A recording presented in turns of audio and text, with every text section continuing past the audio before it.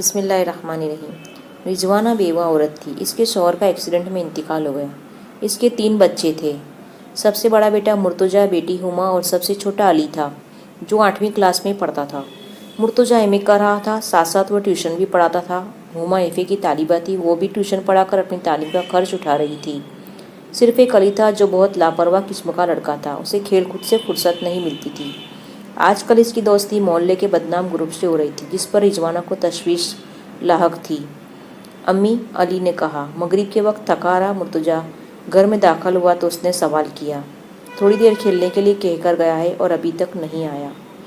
रिजवाना ने फिक्रमंदी से कहा, जी नवाब साहब अपने दोस्तों के साथ सदर में घूम फिर रहे हैं। मुर्तजा ने तंजिया अंदाज में कहा। तो रिजवाना चौंक गई, मगर वो तो कह रहा था कि। रिजवाना चुप कर गई। अम्मी, वो हर रोज़ गली में खेलने का कहकर कहीं और चला जाता है।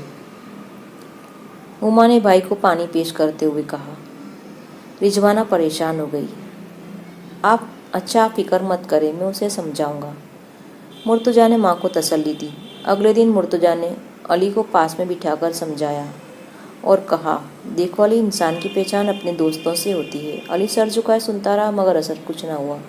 वक्त तेजी से गुजरने लगा। अली बहुत जल्द पासा के रंग में रंग रहा था। इसका पढ़ाई में दिल नहीं लग रहा था। घर वाले भी समझा कर थक गए थे, मगर अली किसी की सुनता नहीं था। एक दिन मार्केट के एक मशहूर स्टोर में चोरी हो गई। पहला शक पासा और उसके ग्रुप पर गया, क्योंकि चोरी के वक्त वो आसपास मौजूद थे।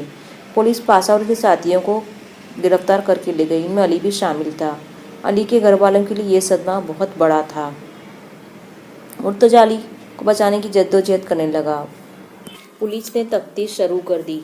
जब पुलिस ने सख्ती से काम लिया तो पाशा ने मान लिया उसने चोरी की है। पाशा के सब साथियों ने इतराफ़ कर लिया, मगर अली बेकसूर साबित हुआ। 2 दिन बाद पुलिस ने उसे छोड़ दिया। अली जब घर आया तो रिजवाना दरवाजे पर खड़ी थी।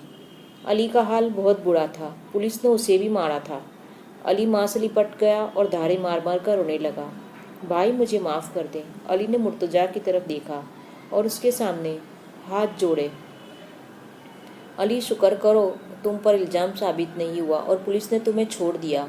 इसी वक्त के लिए तुम्हें समझाते थे कि अच्छे लड़कों से दोस्ती करो, बुरे लोगों की दोस्ती का अंजाम भी बुरा होता है। मुर्तजा ने भाई को प्यार करते हुए समझाया।